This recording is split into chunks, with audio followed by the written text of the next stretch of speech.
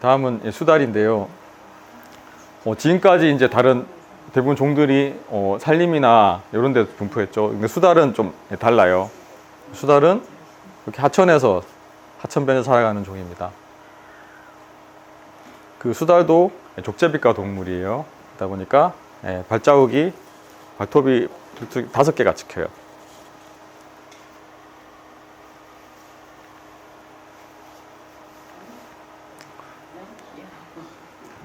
수달은 보시면은 몸통이 유선형이죠. 그러다 보니까 물속에서 수영을 잘할 수 있게 돼 있고, 이게 꼬리가 어때요? 꼬리가 길죠. 이 꼬리도 물속에서 방향타 역할을 해요. 얘들은 물속에서 살아야 되니까 어떻게 했어요? 가죽이 털이 어떻게 했어요? 지방층이 두껍고 엄청 찌기겠죠. 그래서 과거에는 그 수달피가 모피 중에 최고급 모피로. 그래서 과거에 이런 일화가 있죠.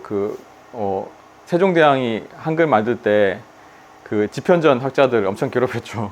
맨날 야근시키고. 그래서 그 조선왕조실록에 이런 기록이 있어요. 신숙주가 집현전에서 이제 야근하다가 이제 졸려서 잠이 들었어요.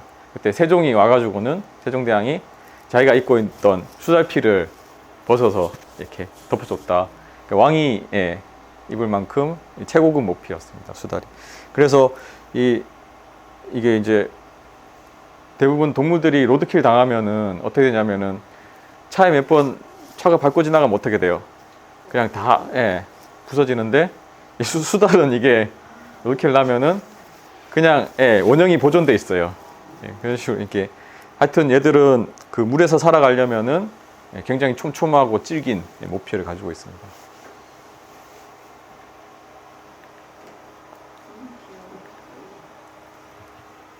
수달은 주로 이렇게 이런 식으로 하천에 돌출된 바위에다가 똥을 주로 싸요. 얘들도 이게 주요한 그 영역 표시 수단인 거죠. 그래서 보시면은 이런 식으로 그 애들이 주로 뭘 먹겠어요? 물고기라든가 뭐 개구리라든가 그런 걸 먹으면은 그 소화 안 된 생선 비늘이나 가시 이런 것들이 이제 나오는 거죠. 그리고 이제 주로는 이렇게 이제 그 돌출된 바위에다가 똥을 싸는데 그 모래톱이 넓게 형성된 강이 있잖아요. 그런 강에서는 이제 모래톱 중에서도 제가 둔덕을 만들어요. 둔덕을 만들고 굳이 조금이라도 높은 데다가 똥을 쌉니다. 이렇게.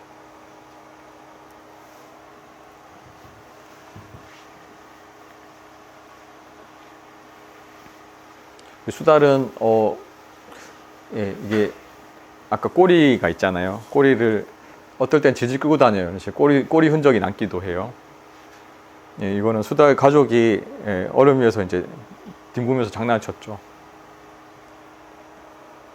지금 이제 수달이 몇 종이 1급 동물인데 그나마 과거에 비해서는 이게 서식 분포라든가 개체수가 좀 증가한 걸로 보여요. 근데 이제 이게 저는 이제 드리고 싶은 말이 있을 때 잘하자. 뭐냐면은 일본 같은 경우에는 수달이 멸종했어요. 그 일본 혹시 가셨을 때 일본의 강을 한번 보셨나요? 일본의 강이 어떤 모습이죠? 거의 다 강변이 고수부지 직강화 만들고 콘크리트로 다 발라버렸어요. 그러다 보니까 수달이 살기에 적합한 환경이 거의 사라졌어요. 그 일본도 이게 수달피가 비싸잖아요. 비싸게 거래되다 보니까 과거에 사냥을 엄청 많이 했어요. 그러다 보니까 그 일본은 멸종돼 버렸어요. 그러다 보니까 일본 학자들이 우리나라 와서 제일 부러워하는 게 수달이 아직 남아있구나. 근데 우리는 그걸 인지를 못하잖아요. 고라니도 그렇고. 그래서 좀 더 글로벌하게 눈을 돌려보면은 얘들이 그래도 되게 소중한 애들이구나 인지를 할 수 있을 것 같아요.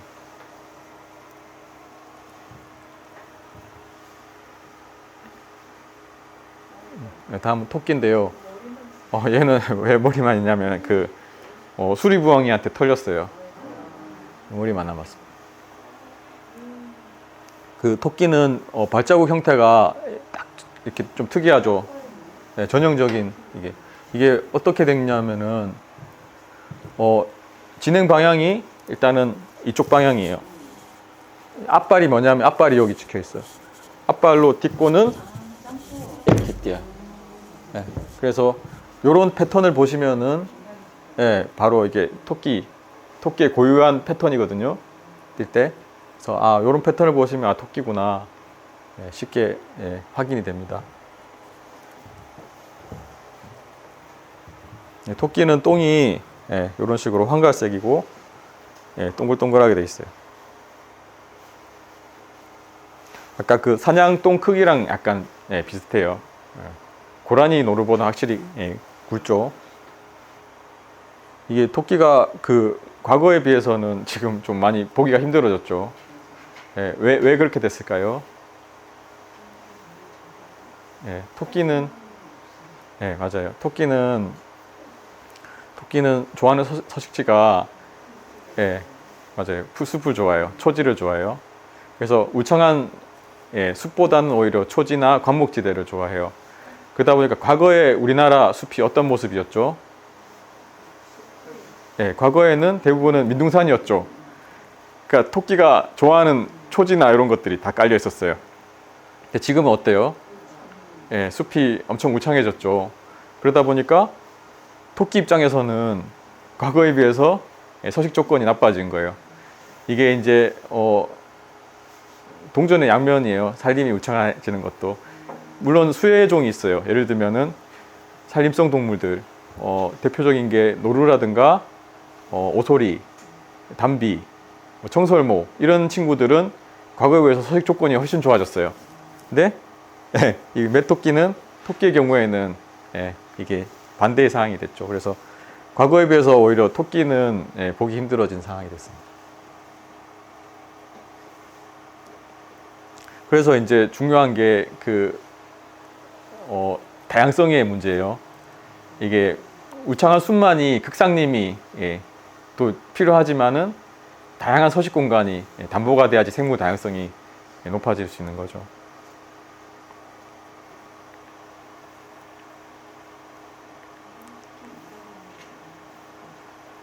한 가지 이게 뭐냐면은 일단 고격부절 보시면 뒷발이 이렇게 길죠. 그러다 보니까 오르막길로 올라가기는 수월한 구조예요.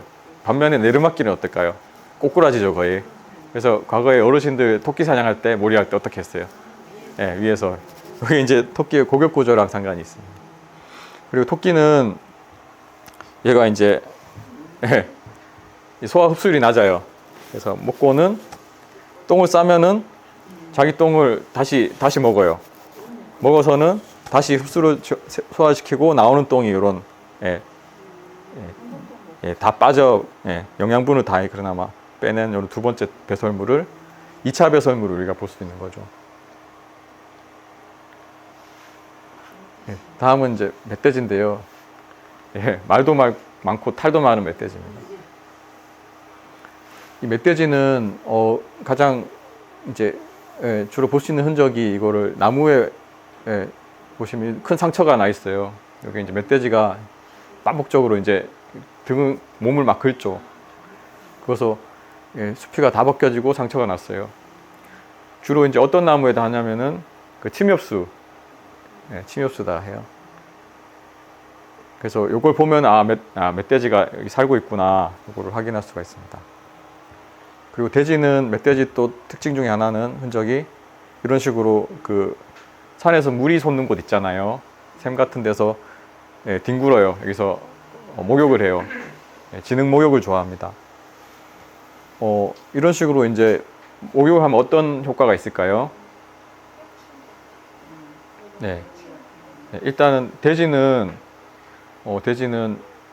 그 땀샘이 없어요 몸에. 그래서 열을 발산하기가 힘들어요. 그래서 요런 데 한번 뒹굴면 시원해지겠죠. 그 다음에 여기 이제 막 뒹굴면 어떻게 진흙이 다 묻잖아요. 근데 진흙이 마르면 어떻게 될까요? 떨어져요. 그래서 진드기랑 이런 것들이 다른 해충들이 다 떨어지는 거예요. 그래서 그런 효과가 있어요. 그래서 멧돼지는 이런 식으로 목욕탕이 있어요. 멧돼지는 뭐 잡식성이라서 똥을 보면은 모양이 그냥 사람 똥이랑 비슷해요. 그냥. 그 요즘에 그 또 한 가지 문제는 멧돼지가 그 한 번씩 그 도심에 내려오죠. 그래가지고 뉴스에도 나는 경우가 많은데 그 부분은 한번 좀 생각을 좀 거꾸로 한번 해볼 필요는 있어요. 뭐냐면은 1년에 그 멧돼지가 살고 있는 북한산에서 서울 도심으로 멧돼지가 몇 마리 정도가 내려올까요? 일면에 한 10여 건 정도예요. 10건 정도인데 반면에 사람들은 멧돼지가 살고 있는 북한산에 1년에 몇 명이 들어갈까요? 거의 북한산 도봉산은 1000만 단위죠. 수천만 단위죠. 기네스북에 올랐죠. 그래서 우리는 멧돼지 집을 마음대로 들라 하면서 그 몇 마리 내려온 거를 이게 하여튼 그런 측면이 있고, 과거에 멧돼지가 살던 서식지를 어떻게 했어요? 사람들이 계속 잠식에 들어갔죠. 그러다 보니까 그리고 그 주로 도심에 내려오는 멧돼지는 어떤 애들이냐면은 경쟁에서 밀려난 애들이에요. 그러다 보니까 특히 어린 애들이 많이 내려와요. 어린 수컷들이. 걔들은 멧돼지도 서로 서식하는 영역이 있단 말이에요. 그게 이제 경쟁에서 도태되면 밀려나겠죠. 그러면 도심이라고 하는 전혀 새로운 환경에 맞닥뜨리는 거예요. 어때요? 사람들이 막 소리 지르고 막 그러면 얘가 어떻게 하겠어요? 극도로 흥분하겠죠. 그런 식으로 이제 막 들이받고 하는 거예요. 그래서 우리가 그래도 한 번은 멧돼지 입장에서 한번 생각해 볼 필요는 있겠다. 그런 생각이 들었습니다. 그리고 결정적인 거는 멧돼지 천적은 누가 없앴죠? 결국 사람이 없앴죠. 그 피해가 이제 사람한테 오는 거죠. 그래서 멧돼지 같은 경우에는 우리 인간이 인위적으로 제어를 하지 않으면은 개체군 관리가 어려운 그런 상황에 들어가 있습니다. 그리고 지금 요즘에 멧돼지가 이슈되고 있는 게 ASF라고 들어보셨어요? 아프리카 돼지열병. 그게 이제 우리나라 멧돼지들한테도 감염이 됐어요. 그게 뭐냐면은 그 질병이 과거에 아프리카에 그 라이온킹 보시면 티몬하고 푼바가 나오죠. 푼바가 어떤 애죠? 땅멧돼지. 푼바한테 있던 원래 토착 감기 같은 질병이었어요. 그게 이제 사람들에 의해서 전파가 돼서 유럽으로 건너왔어요. 그러다 보니까 유럽에 있는 멧돼지들은 그에 대한 면역이 없겠죠. 그런 식으로 유럽이 다 한번 휩쓸리고 나서 이게 이제 시베리아, 중앙아시아 건너서 한반도에까지 들어온 거예요. 그래서 지금 이게 지금 코로나 때문에 그 부각이 안 됐는데 지금 정부가 한편으로는 ASF 때문에 좀 방역에 되게 고생을 하고 있어요. 지금 어디까지 내려왔냐면 강원도랑 경기 북부가 일단은 감염이 다 됐고, 지금 어디까지 내려왔냐면은 영월 원주도 나왔어요. 원주, 영월. 그 다음에 저기 최남단은 지금 충북 보은까지 내려왔어요. 그래서 문제는 이게 이제 전국에 다 토착화 되면은 이제 문제가 많이 생기겠죠. 요게 그 ASF란 질병은 한번 감염되면 거의 97%가 폐사해요. 그래서 그러다 보니까 엄청 치명적이죠, 돼지들한테.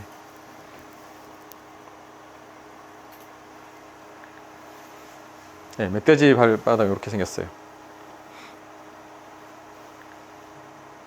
멧돼지는 이런 식으로 이제 땅을 잘 파헤치죠. 엄니가 있어서 파헤쳐서 먹이 활동을 해요. 그래서 지렁이나 아니면 뿌리, 식물 뿌리 같은 거 먹는 거죠. 그래서 이게 산에 갔을 때 특히 무덤이나 이런 데 무덤가나 보면은 대규모로 파헤쳐져 있잖아요. 멧돼지가 많이 이렇게 하고 있어요.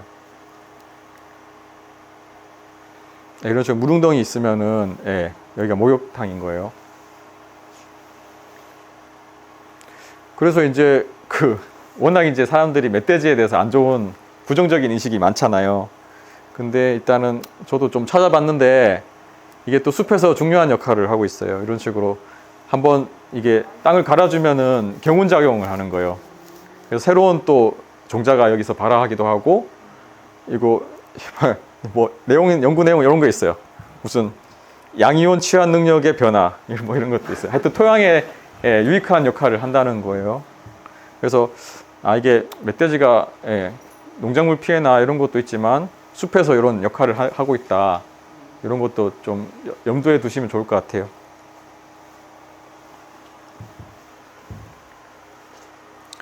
돼지는 멧돼지는 이런 식으로 새끼를 특히 어떤 데서 숨겨놓는 조리대 같은 군락 있잖아요. 조리대 엮어가지고 둥지를 만들어요. 만들어서 요 아래에서 이제 새끼를 낳고 기르는 거죠.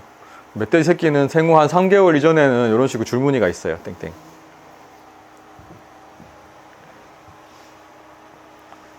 과거에는 이게 전방부대 가면은 어떤 게 이런 풍경이 흔했어요.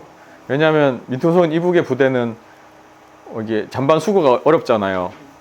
그러다 보니까 일명 짬 아저씨라고 하죠. 짬 아저씨가 올라오기 힘드니까 이 잔반 처리 어떻게 했냐면 돼지 밥으로 줬죠. 그래서 이게 그냥 병사가 만져도 가만히 있어요.